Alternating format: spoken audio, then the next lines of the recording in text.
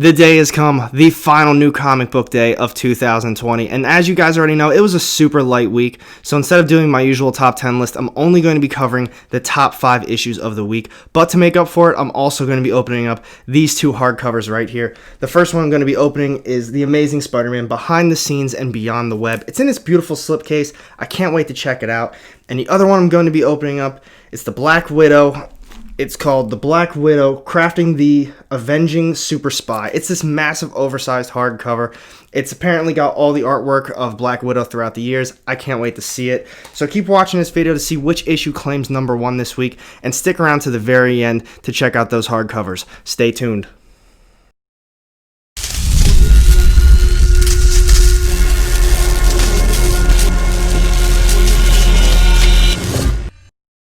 Welcome back, everyone. AR Comics here, and today I'm going to be going over my top 5 list of the final new comic book day of 2020, but that's not it. I'm also going to be opening up 2 different hardcovers so we get to see the artwork inside those. But before I get started on that, if you are new to the channel, I drop weekly comic book content, and if you want to join a community dedicated to comic books and raising awareness for mental health, then go ahead and hit that subscribe button down low and the little bell to get notified every time I drop new content. You won't regret it. And now, without further ado, let's get started on this top 5 list. So as you guys already know, this final new comic book day of the year was super light, which I'm okay with because these last few have been pretty heavy on the wallet. But coming in at number 5 this week, we have the new Ghost Rider series, Ghost Rider Return of Vengeance number 1. This is the Ryan Stegman cover B variant. I really love this cover. I really didn't like the issue. I like Ghost Rider. I really liked that last series that they came out with that ended up getting canceled, and I was really looking forward to this. But I just really wasn't too into it, and I don't know, I didn't like it overall.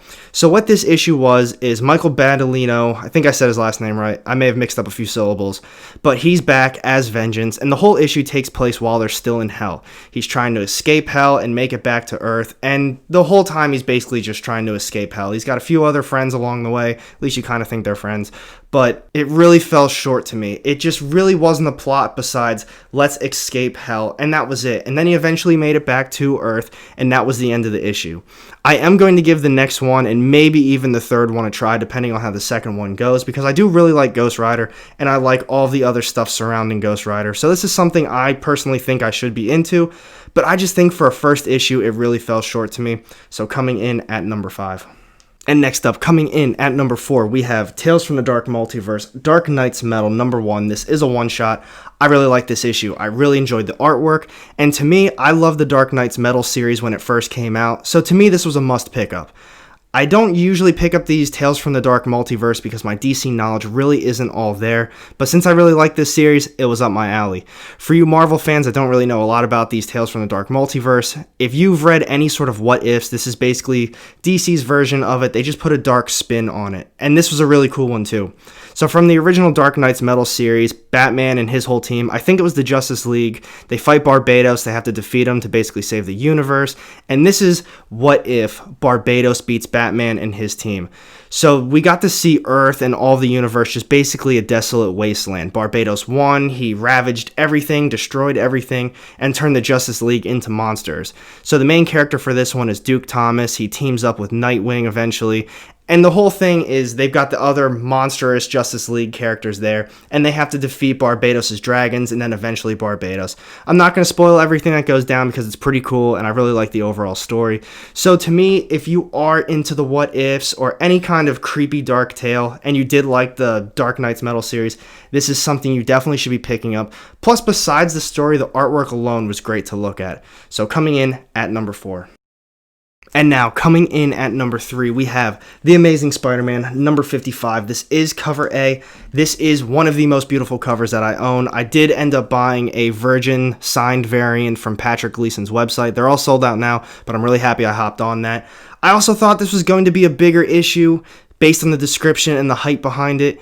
And I don't know, I was really into the whole issue. I was really excited. I was reading it. I was really enjoying it. The artwork was great. And they left us on a cliffhanger. The description literally was talking about things are going to happen. It's going to leave Peter Parker basically in shambles, and he's not going to know how to recover.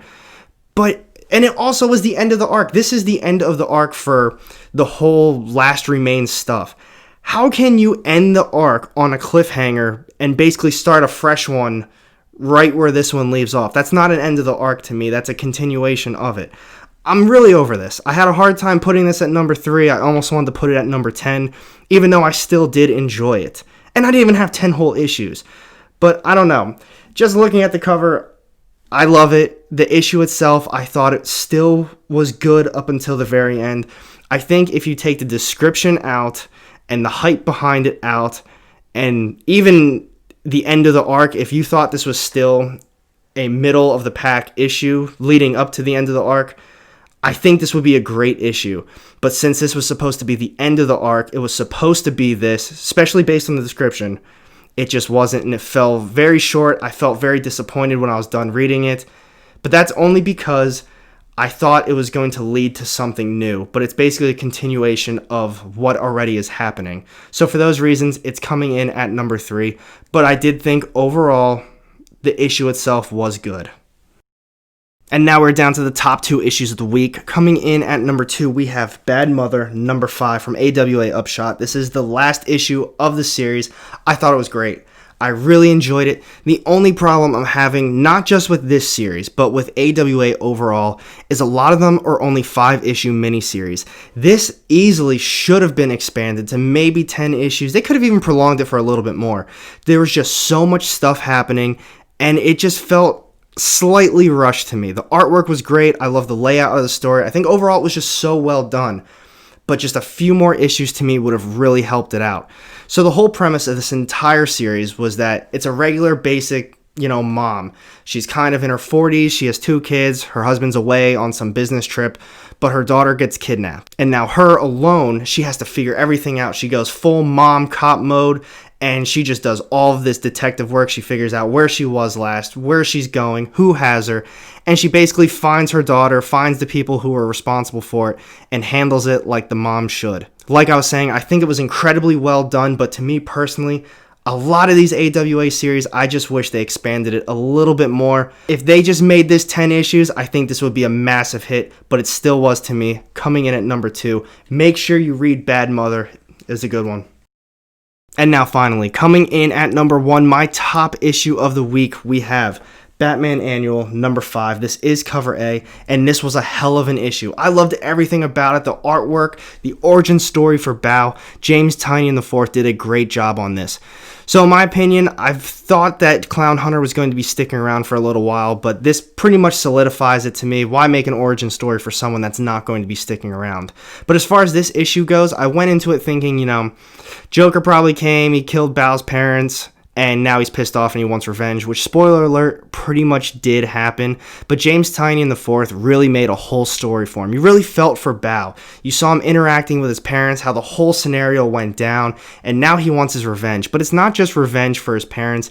It's that during the whole Joker war, his neighborhood's getting destroyed, and he feels like he needs to rise up, protect his neighborhood, protect his people, and he can be the one that just saves everyone in his little town. And I just loved everything about it. They went so much deeper into it. You saw him talking to a psychiatrist, and then Batman shows up at the very end.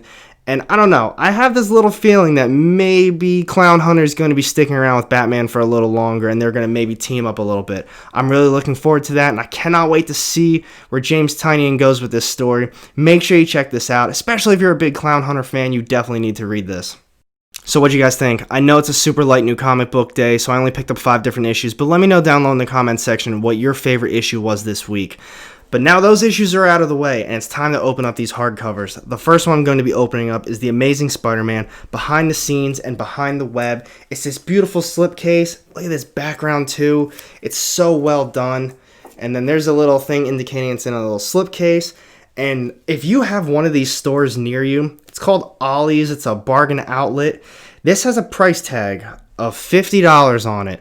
I got it for, hold on, because this one didn't actually have the price tag. This one did. $6.99. I paid $6.99 for both of these, and they both have a $50 price tag on it. So let's open this up and see what the actual art looks like. All right, so this is it. It slides out nice and easy. This is a gorgeous book, too. Look at this. We've got this on the front. Oh, my God. Look at the back, even. This is a beautiful book. Let's check out this artwork now on the inside. Man, they got a nice Spider-Man. See, I think this has to do with the movie, but I don't 100% know. And yeah, they a little behind the scenes, some other stuff, some nice artwork here. It's pretty cool. I like how they're doing this. Chapter 1, Once Bitten, Meet Peter Parker. Oh man, yeah, this is so cool. $6.99, I think that's what I said. Behind the scenes of making the movie. Nice. So like I was saying, this is from Ollie's Bargain Outlet. If you have one of those near you, just go check it out. They had a lot of other comic books too. They had all of these like $10 bags of random comics. It was crazy. I didn't buy any of them. I didn't think any of them were really for me, but I'm really happy I saw this book. It was the last one there. So that's it for this book. I think it's really cool. Super well done. It's obviously based on the movie that came out. $7, you can't turn that down. But moving this out of the way, let's check out this Black Widow one. Alright, so deep down I actually want that Spider-Man book to be a little bit more than just behind the scenes for the movie. I mean, while the movies were cool, I kind of wanted just a little bit more. But this Black Widow one, I'm really looking forward to. So this is what we have for the front. It's obviously a massive book going around to the back. It's pretty cool too. But I'm going to take this off because I'm pretty sure this has something on it too. Yeah. So we have just the Black Widow emblem. Nothing too crazy. But let's look at the inside artwork. Obviously sounds like it has not been opened for a super long time. So as you guys already all know, gotta stretch the spine. Because some of these books, even though you think they're good to go, and you might not even open them too often, if you constantly are using it or you don't use it often, it's eventually just going to rip off. The glue's going to come undone because it wasn't properly stretched. So go through this real quick. Oh, look at this. What? Nothing. I thought it was something cool. Never mind.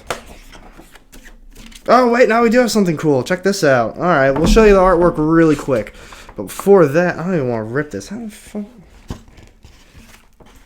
Okay, I think it's glued on here. So I'm just going to flip this around. It looks like a print. So I think that's pretty cool. I don't know if you can really see that, but it's basically what the front cover was. But I don't want to rip it out. It honestly, it feels like there's a piece of gum behind it. It's not, but that's what it feels like to me. So looking at this artwork, it's got introduction. It's got a couple different chapters. It looks like 6 different chapters. And I think it's going to be all just covers and, you know, oh man, this is actually going to be an incredible book. So chapter 1, Genesis of a Spy, you know, it's going to go really deep into this. We've got the Tales of Suspense number 52, and you already know what that is. This is awesome. I'm really excited I picked this up. They had quite a few of those there too. And for a $6.99 price tag, you cannot beat that. So I'm just going to flip through this a little bit. Check out some of the different covers. It's so well done. But like I was saying, Ollie's Bargain Outlet. I've heard a lot of things about it. I've been in different forums, and people said, you know, they sell comics. They sell hardcovers. I've seen a few videos of people going there, and it's been okay stuff. But, you know, I mean, I'm pretty satisfied with what I picked up. I didn't grab any of the actual comic books, as I was saying, though. They weren't for me. It was a lot of Marvel and DC. They had some IDW stuff too, but in my opinion, it all literally just seemed like crap.